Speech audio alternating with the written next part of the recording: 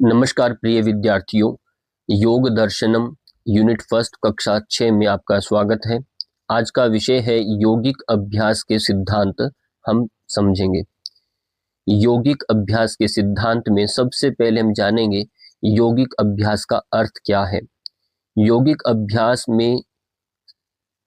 अभ्यास वे समस्त क्रियाएं हैं जिनके माध्यम से शरीर, प्राण, मन और चेतना को संतुलित विकास होता है। ये सभी यौगिक अभ्यास के अंतर्गत आते हैं। इनमें आसन भी आएंगे, प्राणायाम भी होते हैं, शुद्धि क्रियाएं भी रहेंगी, मुद्रा, बंध, ध्यान एवं नैतिक अनुशासन सम्मिलित है। ये सब यौगिक अभ्यास हैं। संदर्भ के रूप में हम देखें, योगश्चित्त वृत्ति निरोधः, योग सूत्र के प्रथम पाद के द्वितीय सूत्र में है ये। तो इसके अंदर बताया गया है कि चित्त की समस्त वृत्तियों का जब निरुद्ध हो जाए तो योग घटित होता है। और योग घटित कब होगा? जब आपका शरीर भी, मन भी, प्राण भी, चेतना जब पूर्णतया से समत्व में जब तक नहीं आएगी, तब तक आप योग को प्राप्त नहीं हो सकते। इसलिए यौगिक अभ्यास के अंतर्गत वो सभी अंगों को हमें स्वस्थ बनाना जरूरी है। तो अभी हम जानेंगे यौगिक अभ्यास के प्रमुख सिद्धांत कौन कौन से हैं। तो सबसे पहला नंबर आता है क्रमबद्धता का सिद्धांत, यानी प्रिंसिपल्स ऑफ ग्रेजुअल प्रोग्रेशन जो है, इसके अंदर क्रमबद्धता। आप जब भी आसन करते हैं तो उसमें एक क्रमबद्धता है, क्रम से जाना है, क्रम से आना है। जिस क्रम से गए उतने स्टेप, यदि 10 स्टेप है, 5 स्टेप है, 3 स्टेप में कोई आसन बन रहा है तो उतने ही स्टेप में वापस आना है। जिस तरह से हम सीढ़ियां चढ़ते हैं, पैदल धीरे धीरे एक एक स्टेप से जाएंगे, तो वैसे उतरना भी है। तो क्रमबद्धता जिसे हम कहते हैं। यौगिक अभ्यास सदैव सरल से जटिल की ओर होना चाहिए। सिंपल आसनों से यदि धीरे धीरे आपका स्टेमिना बढ़ता है, आपकी रोकने की क्षमता बढ़ रही है, तो आप धीरे धीरे बढ़ाएंगे, अचानक नहीं करेंगे। प्रारंभिक अवस्था में कठिन आसनों या प्राणायाम का अभ्यास निषिद्ध है, यानी कठिन आसन, ज्यादा मुड़ने वाले आसन, ज्यादा खिंचाव वाले आसन नहीं करना। प्राणायाम का मतलब आपको कुंभक रहित अभ्यास करना है, होल्ड नहीं करना श्वास को प्रारंभिक स्टेज में, न किसी को करवाना होता है। इसको क्रमबद्धता बोलते हैं। बिगनर्स को किस तरह से अभ्यास करवाना, ये एक यौगिक सिद्धांत में आते हैं। शरीर की तैयारी के बिना उन्नत अभ्यास करने से हानि होती है। उन्नत मतलब एडवांस जब हम प्रैक्टिस करवाते हैं तो उससे नुकसान हो सकता है। इसलिए सिंपल पहले वार्म अप करवाना है, फिर धीरे धीरे सूक्ष्म व्यायाम है, सूर्य नमस्कार है, फिर उसके बाद आसनों के अभ्यास क्रम में पहुंचते हैं। संदर्भ के रूप में बताया, कर्मण्येव अभ्यास कार्य। हठ योग प्रदीपिका में आप प्रथम जो उसका उपदेश है उसी के 64 नंबर श्लोक में बताया, कर्मेनैव, कर्मेन से ही अभ्यास कार्य करना चाहिए, एकदम से जंप नहीं करना, सीक्वेंस से जाना है। फिर आता है नियमितता का सिद्धांत। अब प्रिंसिपल ऑफ रेगुलरिटी जो है, आप रेगुलर करेंगे, ऐसा नहीं कि आज किया कल नहीं किया, फिर 2 दिन किया, 1 दिन ब्रेक कर लिया। इसको प्रमाद बोलते हैं। प्रमाद नहीं करना। योग का प्रभाव नियमित अभ्यास से ही प्राप्त होता है, सतत अभ्यास करना है। महर्षि पतंजलि ने कहा कि अभ्यास वैराग्याभ्याम तन्निरोधः। अभ्यास और वैराग्य से ही हमें अपनी चित्त की वृत्तियों को निरुद्ध करना चाहिए। तो अभ्यास के लिए वहां पर फिर बहुत एक अच्छा सूत्र भी दिया है, अभी बताएंगे। अनियमित अभ्यास से स्थायी लाभ नहीं मिलता, इसलिए सतत अभ्यास की आवश्यकता रहती है। संदर्भ में ये सूत्र जो सामने है, स तु दीर्घ काल नैरंतर्ये सत्कारा सेवितो दृढ़ भूमि ही। ये प्रथम पाद के 14 नंबर सूत्र संख्या है ये। इसमें बिल्कुल स्पष्ट लिखा, सैतु वह तब जब आप अभ्यास सतत करते हैं, दीर्घ काल मतलब लंबे समय तक, नैरंतर्य निरंतर आपको लगे रहना है, छोड़ना नहीं है, लंबा समय। अब कोई काल सीमा निश्चित नहीं है, आपका 5 महीना, 6 महीना, 6 वर्ष लग जाए, हो सकता है आपका जन्म भी पूरा लग जाए। वो सब डिपेंड करता है आपके अभ्यास के ऊपर। और फिर कहा सत्कार पूर्वक, आदर भाव से, यानी श्रद्धा से, श्रद्धावान लभ्यते ज्ञानम कहा, श्रद्धा से आपको अभ्यास करना है। बिना श्रद्धा के अभ्यास किया हुआ भी कार्य व्यर्थ हो जाता है, वो उसमें जो सिद्धि मिलनी होती है उसमें विलंब हो जाता है। आगे बात आती है संयम एवं संतुलन का सिद्धांत। संयम क्या है और संतुलन कैसे? योग में अत्यधिक प्रयास वर्जित है। बहुत ज्यादा ओवर प्रैक्टिस कर लेना। जब 1 घंटा अभ्यास करते हैं, कुछ विद्यार्थियों हमने देखा है, गुरुजी हम थोड़ा और प्रैक्टिस कर लेते हैं। अब उन्हें अभ्यास के दौरान, अभ्यास के बाद खाने का भी ध्यान नहीं है। जब इतना मेहनत हो रहा है, शरीर को आप तोड़ रहे हैं, उसको मरोड़ रहे हैं, उसको ट्विस्ट कर रहे हैं, तो वो जो नॉर्मल अभ्यास करते हैं, नॉर्मल आप रनिंग करते हैं और कुछ भी अभ्यास करते हैं, उससे भी ज्यादा प्रभाव आसनों के अभ्यास से होता है। शरीर का एक एक अंग उसमें सक्रिय हो जाता है। उसके लिए उसको अलग से मसाज देने की आवश्यकता है। अच्छी डाइट यानी अच्छा आहार, सात्विक आहार की आवश्यकता होती है। बहुत ज्यादा आपने खट्टा है, तीखा है, ऐसा भोजन नहीं ले सकते। इसको बोला गया कि आपको संतुलित आहार भी लेना, तब जाकर के आपका ये अत्यधिक जो अभ्यास भी है वो आपको ठीक हो पाता है। जब अभ्यास ज्यादा करते हैं तो शरीर के अंदर क्या है, वात की वृद्धि होने लगती है, गर्मी बढ़ने लगती है। तो उसको शांत करने के लिए हमें हल्का भोजन, उष्णता रहित भोजन करना पड़ेगा, तीक्ष्ण भोजन नहीं करना, मसाज करनी पड़ेगी, तब जाकर के, और ज्यादा प्राणायाम करने पड़ते हैं, तब जाकर के अभ्यास ठीक होता है। भोजन, निद्रा, अभ्यास सभी में संतुलन आवश्यक है, ये स्पष्ट कहा। यदि आपका अभ्यास अच्छा है पर नींद अच्छी नहीं ले रहे, भोजन अच्छा नहीं है, तो आपका अभ्यास सिद्धिदायक नहीं होगा। कहीं ना कहीं आपको वो अभ्यास नुकसान देने वाला हो जाएगा। फिर योग की जो प्रसिद्धि है, योग का जो यश है, वो आपको लगेगा कि योग तो व्यर्थ है, योग से तो मैं बीमार हो गया, रोगी हो गया। ऐसा नहीं है। कारण हमारी या तो निद्रा पूर्ण नहीं है, या हमारा उसमें अत्यधिक हो रहा है, अपनी क्षमता से अधिक हम अभ्यास कर रहे हैं, या भोजन हमारा ठीक नहीं है। ये कारण उसमें जरूर मिलेगा। संदर्भ के लिए कहा, युक्त आहार विहारस्य योगो भवति दुखा। ये भगवत गीता का ही एक पूर्ण श्लोक है। युक्त आहार विहारस्य युक्त स्वप्न बोधस्य। तो ये पूरा एक श्लोक आता है। वहां पर हमारी चेष्टाएं, हमारा जागरण युक्त पूर्ण होना चाहिए। हमारे स्वप्न निद्रा, ये हमारा युक्ति पूर्ण होना चाहिए। आहार है, विहार है, आपकी समस्त चेष्टाएं। और यदि ऐसा करते हैं तभी योग जो है आपको दुखों से मुक्त करने वाला बनता है, नहीं तो योग दुख का कारण भी बन जाता है। ये एक संयमित जीवन शैली का प्रतीक है यहाँ पर उदाहरण। शुद्धि का सिद्धांत। शुद्धि का सिद्धांत क्या है? यौगिक अभ्यास से पूर्व शरीर की आंतरिक एवं बाह्य शुद्धि आवश्यक है। शुद्धि के बिना प्राणायाम व ध्यान निष्फल हो सकते हैं। इसका अभिप्राय क्या? जब हम सुबह उठते हैं तो आपने पानी यानी ऊषापान किया। ऊषापान करने के बाद आप शौच के लिए, मूत्र विसर्जन, शौच इत्यादि से निवृत्त होते हैं। उसका मतलब बड़ी आंत आपका शुद्ध हो गया है। फिर भी यदि पेट में आफरा है, पेट भरा हुआ है, ऐसा लगता है कि अभी ठीक नहीं है, तो पानी और पी करके हम वमन क्रिया करते हैं, उसको शुद्धि क्रिया के अंतर्गत आती है। और उसे हम क्या बोला वहां पर? धोती यानी धोना, यानी आपको अमाशय को धोना है। ये बड़ा बड़ा है, बस्ती हो गया। तो 6 प्रकार की शुद्धि क्रियाएं हैं। धोतिर बस्तिस तथा नेति नौली त्राटकम तथा कपाल भातिश्चैतानि षटकर्माणि समाचरित। ये 6 इन क्रियाओं का अभ्यास भी आप सीखेंगे प्रैक्टिकल के दौरान। और ये शुद्धि क्रियाएं जब आंतरिक जब शोधन होता है, तब जाकर आप अभ्यास कर पाते हैं अच्छे से। आपके आसन होंगे, आप जब कपालभाति कर रहे हैं, कभी मंडूक आसन कर रहे हैं, तो वो आंतों पर दुष्प्रभाव नहीं पड़ेगा। तो ये बहुत जरूरी है।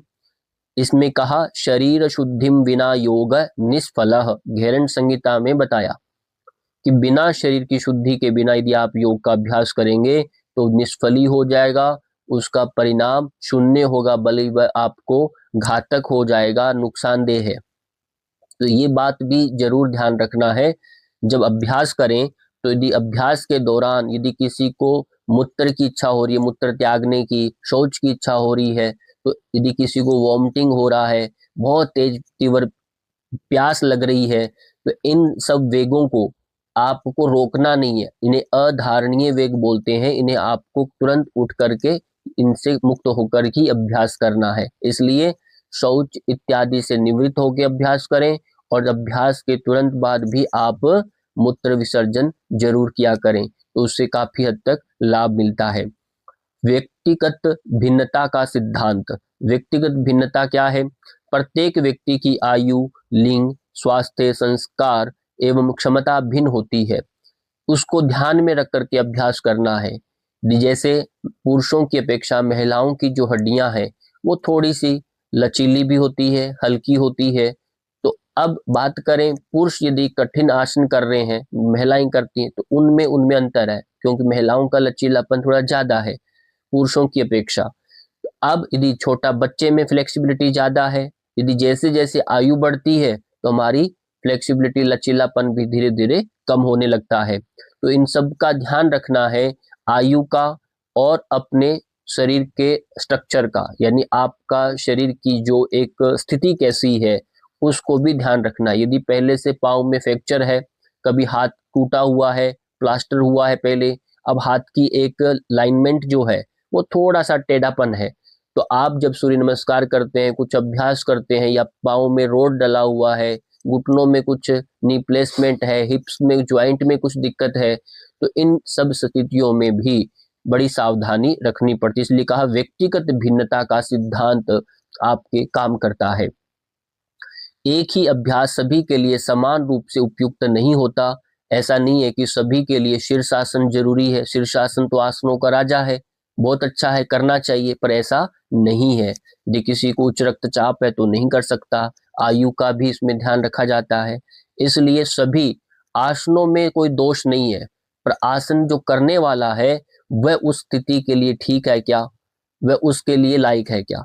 जैसे हरी मिर्च खाना सबको अच्छा लगता है, यानी अच्छा सबको नहीं लगता, यानी अच्छा उसके काफी गुण है, हरी मिर्च खाना चाहिए, स्वास्थ्य के लिए अच्छी है, आंखों की रोशनी बढ़ती है।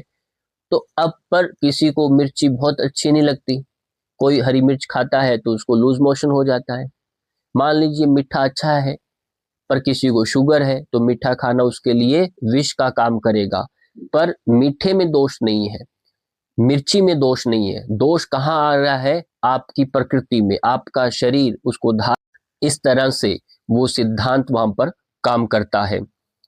संदर्भ के रूप में यहां दिया गया देश काल पात्रेण अभ्यास है, यानी योग वशिष्ठ मुनि ने कहा कि देश काल और पात्रता के अनुसार ही अभ्यास करवाना चाहिए, क्योंकि यदि कहीं पर बहुत तेज धूप है, यानी ग्रीष्म ऋतु रहती है, कहीं पर बहुत ज्यादा शीत है, ठंड है, तो ऐसी स्थिति में भी अभ्यास का प्रक्रिया बदल जाती है। कहाँ शीतली प्राणायाम करना है, कहीं नहीं करना, कहाँ भस्त्रिका प्राणायाम ज्यादा करना है, और वो सब, और पात्रता यानी व्यक्ति की आयु, लिंग के ऊपर डिपेंड करता है, अभ्यास के ऊपर डिपेंड करता है।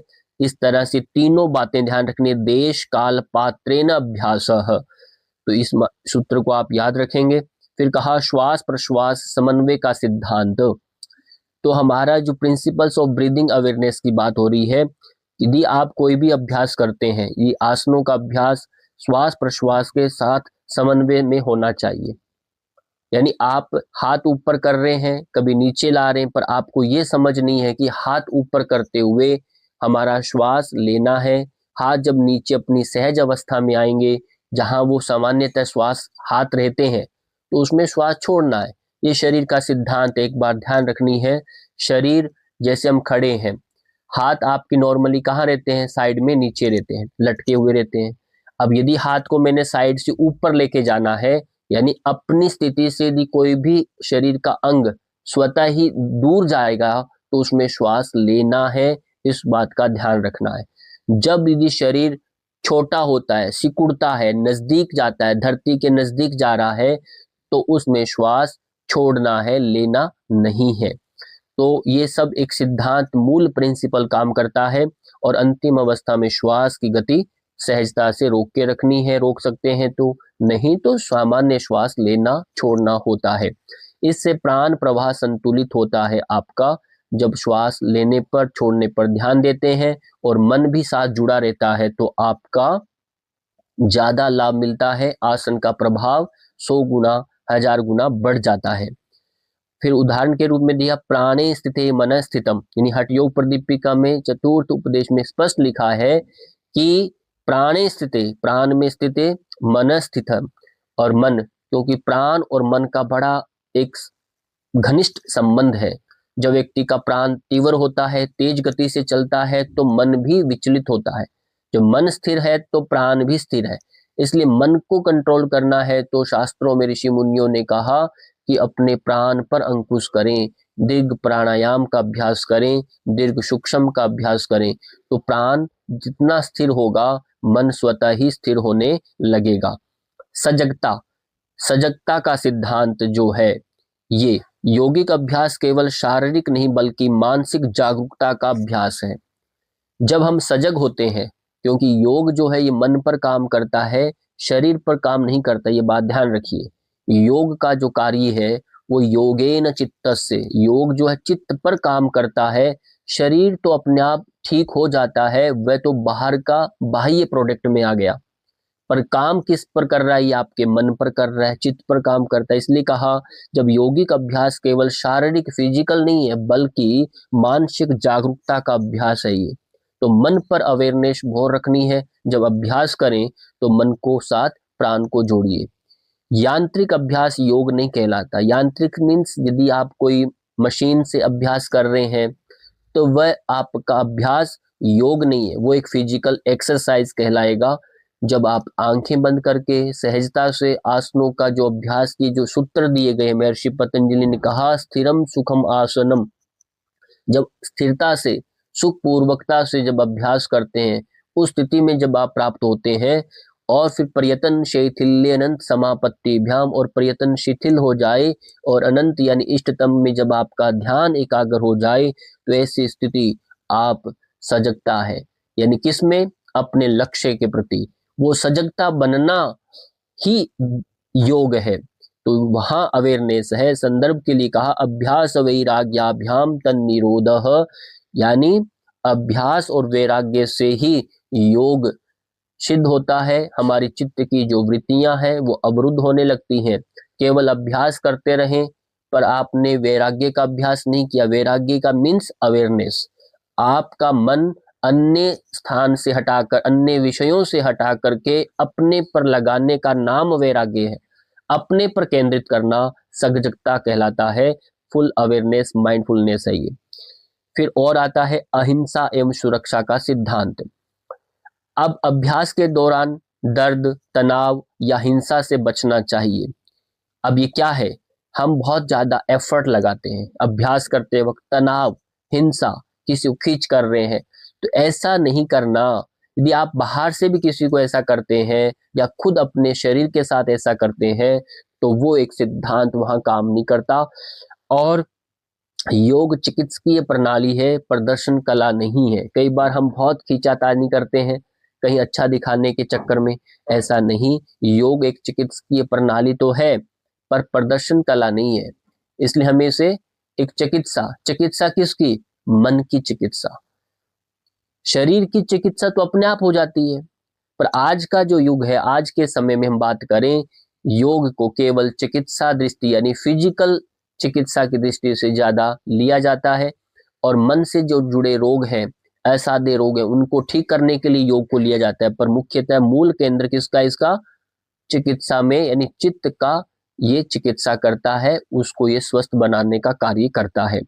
संदर्भ में बताया अहिंसा प्रतिष्ठायाम तत्सनिधौ वैर त्यागः, जब अहिंसा में, हिंसा जब नहीं होती तो साधक के प्रति, जब अन्य जितने भी अलग अलग प्रकृति के जो व्यवहार करने वाले जो जीव जंतु है उनका भी वैर त्याग हो जाता है। वो अपना वैर को त्याग करके उनके नजदीक आ जाते, ये अहिंसा की प्रतिष्ठा है। फिर आता है मानसिक एवं नैतिक आधार का सिद्धांत। मानसिक एवं नैतिक यानी यम नियम के बिना यौगिक अभ्यास अधूरा है। आप भले कुछ भी करें पर आप हिंसा कर रहे हैं, चोरी कर रहे हैं, झूठ बोलते हैं, ब्रह्मचर्य का पालन नहीं करते और अति संग्रह कर रहे हैं, नियम क्या है? शौच पवित्रता नहीं है, संतोष नहीं है, और तप नहीं करते, स्वाध्याय नहीं करते और ईश्वर का ध्यान नहीं करते। ऐसे जब पवित्रता बाह्य रूप से, आंतरिक रूप से नहीं है, आपका न तो सामाजिक अनुशासन है न व्यक्तिगत अनुशासन है, तो ऐसी स्थिति में आपका योग भी व्यर्थ हो जाएगा। लोग कहेंगे कि अभ्यास तो करता है पर जीवन में उसको दिखता नहीं है, बोलता तो कुछ है पर काम कुछ करता है, ऐसा दिखने लगता है। इसलिए मुखे वाचे कर्मणा, जो कहा आपके मुख में है, वाणी में है, आपके कर्म में है, वो सब एक समान रहे। मनसा वाचा कर्मणा का सिद्धांत दिखना चाहिए। नैतिक शुद्धता से योग का प्रभाव कई गुना बढ़ता है। इसलिए बिना यम नियम के आप योग को प्राप्त नहीं कर सकते। ये स्पष्ट कहा है, यम नियम अनिवार्य अंग है, इसलिए पहला दूसरा अष्टांग योग के अंगों में काउंट किया गया है। संदर्भ में बताया योग सूत्र के दूसरे अध्याय के 29, वहां कहा योगांग अनुष्ठान आद शुद्धि क्षय ज्ञान दीप्तेर विवेक ख्याते, एक सूत्र आता है, उनका जब पालन करते हैं तो हमारा एक विवेक ख्याति उसको भी प्राप्त करने का रास्ता खुलता है। गुरु मार्गदर्शन का सिद्धांत, आप अभ्यास नए नए कर रहे हैं पर आपका कोई गुरु नहीं है, यानी आपके अज्ञान को दूर करने के लिए कोई प्रकाश का कार्य नहीं कर रहा, तो ऐसी स्थिति में भी आपका अभ्यास निष्फली हो जाएगा, सही दिशा में कार्य नहीं करेगा। इसलिए गुरु का मार्गदर्शन अनिवार्य है। उन्नत अभ्यास सदैव गुरु या प्रशिक्षक की देखरेख में ही करना चाहिए। हमें खुद को मालूम नहीं चलता हमारी स्थिति का, और वो साथ में रहे तो बहुत अच्छा रहता है।